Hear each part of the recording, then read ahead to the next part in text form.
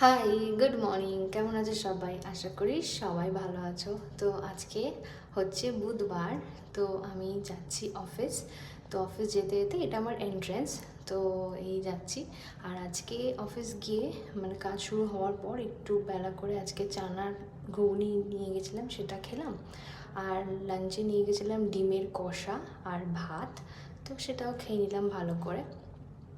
তারপরে কাজটা পুরোপুরি কমপ্লিট করলাম।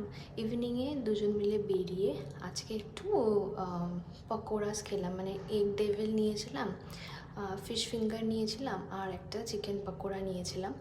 একটু অন্যরকম, মানে মুখটা ঠিক ভালো লাগছিলো না, তো ওই জন্য এরকম ট্রাই করলাম।